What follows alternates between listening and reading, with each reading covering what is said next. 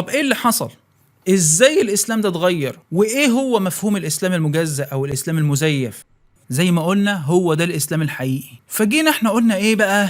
والله يا سيدي لا دين في السياسة ولا سياسة في الدين. يبقى احنا بس الحتة بتاعت السياسة دي احنا ايه؟ احنا هنشيلها، احنا ملناش دعوة بيها احنا. ومعلش بس موضوع الجهاد ده بقى يعني ايه؟ احنا نخليه في جنب كده، ما احنا دلوقتي عصر ما فيش فيه جهاد وملناش دعوة بيه، فاحنا ايه؟ ناخد قطمة كده من القوة العسكرية، القطمة دي بتاعت الجهاد دي محدش يتكلم في النقطة دي. وكمان ما عدناش نتكلم يا جماعة عن موضوع الاعداد القتالي للأمة، وان كل واحد من المسلمين لازم يبقى قادر عن الدفاع عن نفسه ومعاه سلاح ويستطيع ان هو يقاتل في سبيل الله عز وجل في اي وقت. فناخد لنا كمان قطمة كده من القوة العسكرية دي. جينا للاقتصاد وقلنا يا جماعة موضوع الربا ده بقى محدش يدخل فيه ومحدش يتكلم عنه، وكل شيء حلال حلال حلال.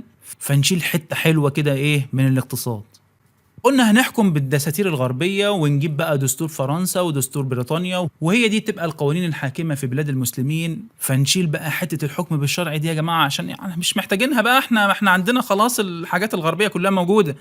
دمرنا كتير في التعليم، فنشيل كده حتة كويسة من التعليم. ادخل بقى على العقيدة وبوظنا العقيدة شوية ومحدش بيتكلم عنها أصلا ومحدش بيتعلمها ولا حد يعرف عنها حاجة، فنكسر لنا كده ايه حتة كبيرة من العقيدة. ومفيش بقى لا ولاء ولا براء، ولازم احنا نصاحب اليهود ولازم نطبع معاهم ولازم نوالي كل الكافرين عشان الحياة تمشي والأمور تبقى تمام. فندمر لنا كده جزء من العلاقات الدولية. العبادات بقت حاجة سطحية جدا وبعيدة تماما عن مفهوم العبودية لله عز وجل، فنشيل حتة من العبادات. الأخلاق بسم الله ما شاء الله اتدمرت في كل حتة، إعلام تلاقي، مدارس تلاقي، في البيوت تلاقي، فنشيل جزء من الأخلاق. ولما الأخلاق اتدمرت في المجتمعات الإسلامية اتدمر معاها كمان جزء كبير جدا من المعاملات. جينا والله قلنا لا، مفيش حاجة اسمها تطبيق حدود، وقانون العقوبات ده لازم يبقى احنا اللي نقول عليه، ما نجيبوش احنا من القرآن والسنة. فيلا نشيل لنا حتة كده ايه من القانون. النصارى دول مش كفار، يلا بقى نشيل حتة من العقيدة. وحروب ما بين المسلمين بقى، وده يتكلم على ده وده يقاطع ده، يلا نشيل حتة من العلاقات الدولية. طب نزود الحقد بقى والبغض ما بين المسلمين وبعضهم ونشيل جزء من الأخلاق وجزء من العبادات. ما هو ما فيش بقى صلة رحم ولا في علاقات اجتماعية ولا أي حاجة. الخطاب الديني بقى لازم يتجدد، يلا نحط لنا كده ايه يا جماعة بقعة كده، حتة من الإسلام شلناها كده عشان نجدد الخطاب الديني. نلغي آيات الجهاد ونلغي آيات بتتكلم عن اليهود والنصارى في القرآن الكريم وما نتكلمش عنهم. يلا بقعة تانية كده ايه، جزء على القوة العسكرية، على العلم. مادة الدين بقت مادة مش أساسية في المدارس، وبعد كده لا ده احنا كمان هنخلي في مادة جديدة ومش هندرس دين خالص، احنا هنخلي في مادة اسمها مادة الأخلاق. يلا يا جماعة بقعة جديدة في الشكل الخزعبلي اللي احنا شايفينه ده. ويكون ده يا جماعة في النهاية بعد كل التغييرات اللي احنا عملناها دي هو شكل الإسلام بتاع القرن 21. وخلونا كده نوصل كل الحاجات ببعضها عشان نشوف شكل نهائي لإسلام القرن 21. حاجة عاملة كده. شفت بقى يا أبو شعر الشكل ده قبل كده؟ شكل ايه بس؟ ده عامل زي الخنفسة الحامل اصلا. خنفسة ايه بس وتحديد الناس ليه؟ ركز بس الله يكرمك، شوف الملامح كده، شوف الملامح، ركز كده. ايه ده؟ ايه ايه ده؟ ايه ده شبه اسلام خطب الجمعة. ده شبه اسلام التلفزيون.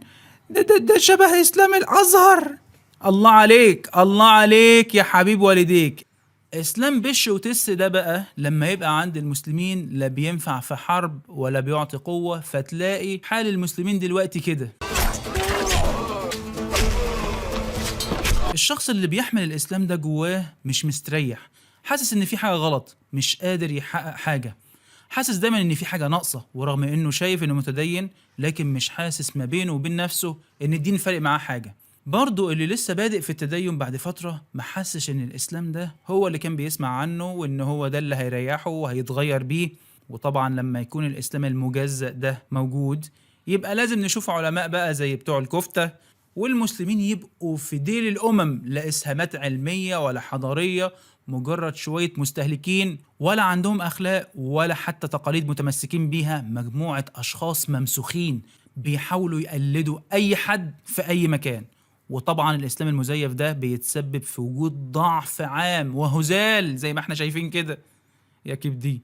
ضعف عام وهزال في القوة العلمية والثقافية والفكرية والبدنية للشعوب المسلمة. الإسلام لما تيجي تدعو الناس ليه بيبصوا لك كده باستغراب ويقولوا لك هو إيه يا عم البتاع اللي أنت جاي تتكلم عنه ده؟ الحقيقة يا أبو شعرة إن الإسلام الحقيقي ملوش أي علاقة لا من بعيد ولا من قريب بإسلام بش وتس ده. ولما نعرف المفهوم ده ونقدر نفرق بين الإسلام الحقيقي وإسلام بش وتس، هنعرف ليه ناس كتيرة جدا ما عادتش راضية بحكم الإسلام أو تحكيم الشرع أو حتى التدين، وليه كتير من المسلمين بدأوا يتجهوا للإلحاد فعلا دلوقتي. ببساطة لأن الإسلام ده ملوش أي قيمة ومش بيبني أي شخصية ولا يصلح أي مجتمع ولا يؤسس أي دولة. إسلام مفيش فيه قوة ولا عزة ولا كرامة ولا أخلاق. إسلام معدوم الدسم، ملوش فايدة، ما تقدرش تستفيد منه في أي جانب من جوانب حياتك. إسلام كده كيوت لطيف ظريف يرضى عنه الحكام العملاء اللي بيتحكموا في المسلمين دلوقتي. إسلام يرضى عنه الغرب ويرضى عنه كل واحد بيحارب الإسلام وعايز يعطل كل جانب من جوانب القوة في الدين العظيم ده. سبحانك اللهم ربنا وبحمدك، نشهد أن لا إله إلا أنت، نستغفرك ونتوب إليك. الراشدون.